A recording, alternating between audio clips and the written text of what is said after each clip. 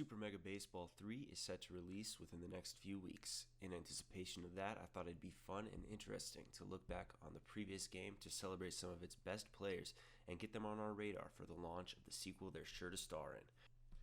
I wanted to make an objective list. We all have some level of fondness for players on our favorite teams due to the good times we've had with them and the great plays we and they have been a part of.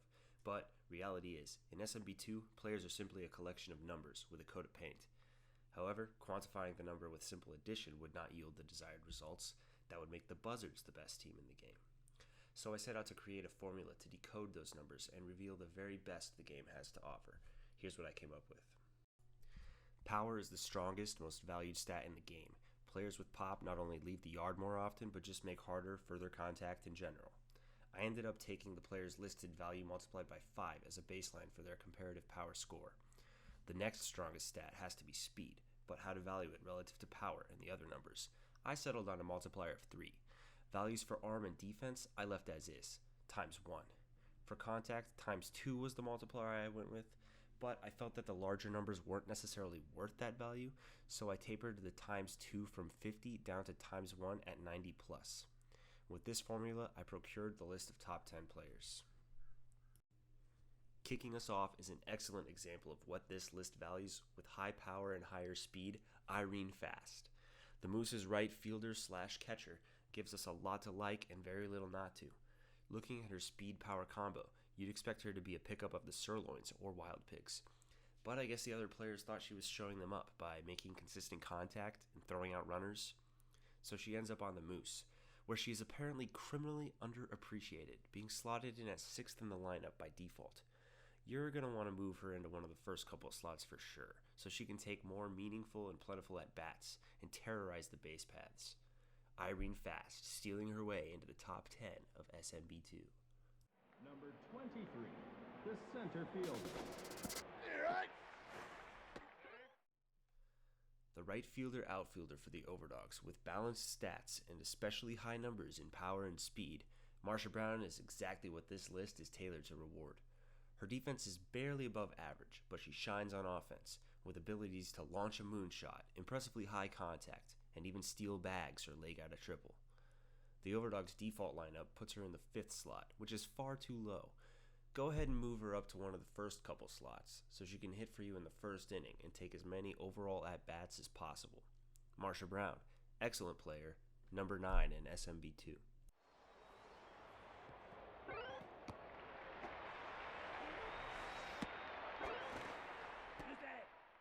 Edging out Brown by a measly 2 points for number 8 is by far the best player the Platypi have to offer, Beefcake McStevens.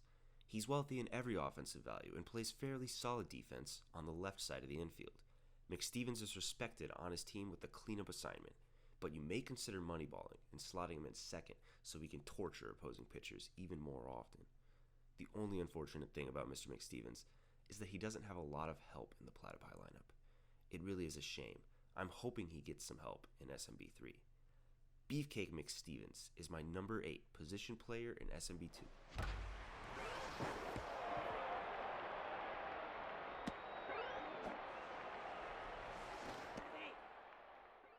Literally a single point ahead of the Platypi masher, Miss Slam edges out McStevens on the strength of her defense in center field. She's not exactly a blazer, but her status as the fastest on her team, in addition to power and contact numbers that jump out at you, make her the obvious choice to lead off, which is where she's placed by default.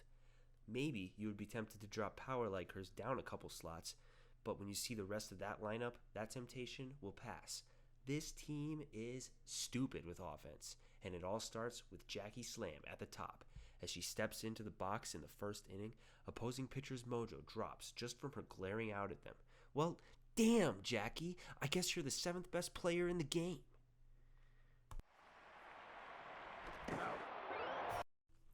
The next player up stands out on his team for his 5-tool player ability.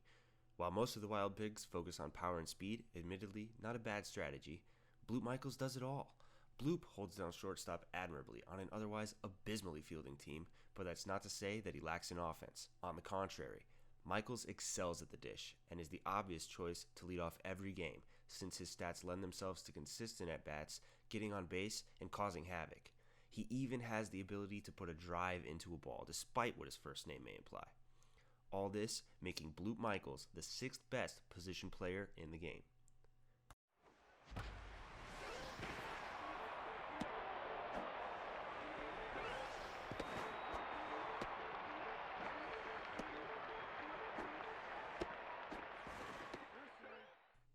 We have our first incident of a second player from the same team making the top 10, with Rhonda Horn cruising into number 5 on the strength of her stellar offense. This third base / first base woman makes up for what she lacks in defense with some of the absolute best offensive production from any player in the game. While her defense isn't that bad, she may get eaten up by a few hard-hit balls down the line on occasion. But you'll soon forgive her when she comes up to the dish and feasts on the fears and fastballs of opposing pitchers. By default, she's slotted in third. Her team around her is solid, and there's a lot of things you can do with this lineup. As long as she's hitting near the top and Brown is ahead of her to enhance her RBI potential, you can't go too far off course. Rhonda Horn kicks off the top 5 players portion of the list with a bang.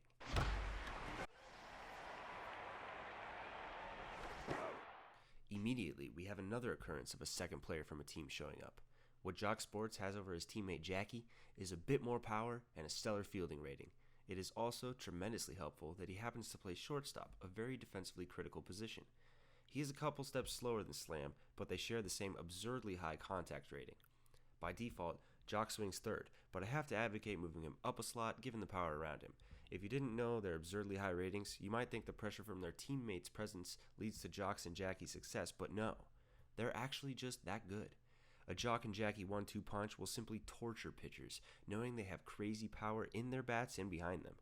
And Jock will see the hurlers melt into his hands like putty. Will he show mercy? Not likely. Jock Sports, number 4 player.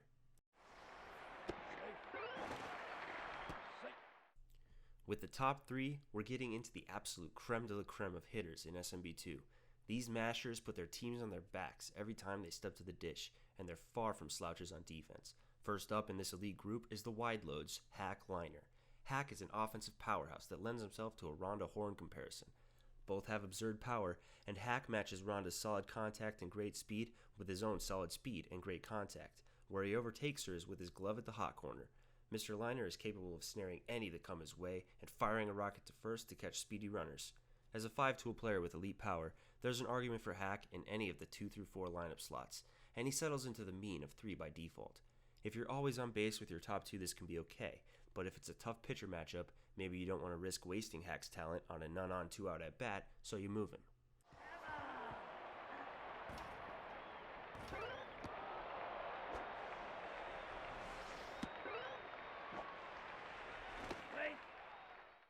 The pride of the sirloins makes his appearance here in spot number 2.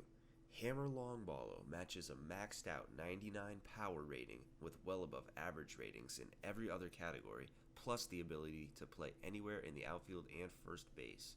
His 78 contact is a nice reprieve from the struggle to get a hold of the ball with his teammates, and it releases stress to see him step in and know, if you're close to the location, the ball's gonna fly.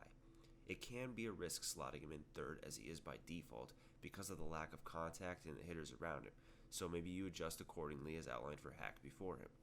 With Longballo's flexibility, you have another tough decision in where to play him in the field.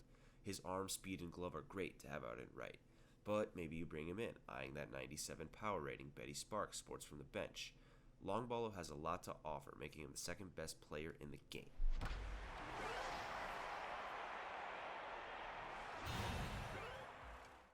Narrowly edging out the SMB poster boy for the number 1 slot is the great Hovind Bambino.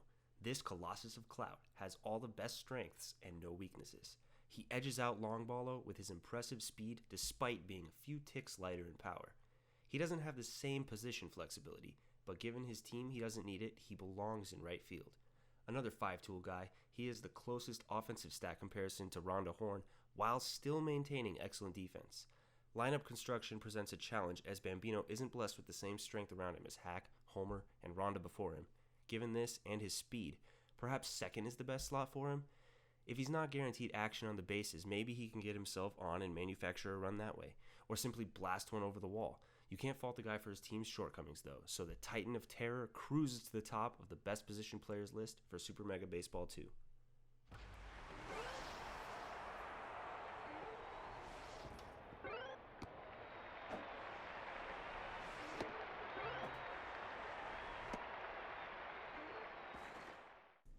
It will be interesting to see if any of these landmark players are among those migrating to other teams in the new game, and if not, what new pieces appear around them. Regardless, these are names to watch out for going forward, and names to pitch to with great care. I will be putting out content like this, as well as gameplay for SMB3 when it's released. So if you're here for that, help me get some traction with a like, subscription, and notification bell. If you think I botched the list, let me know your opinion in the comments on which stats you value and who your favorite players are. I'm also open to making more videos for SMB2 before it becomes obsolete as we anticipate the sequel, so watch out for those. Thanks for watching.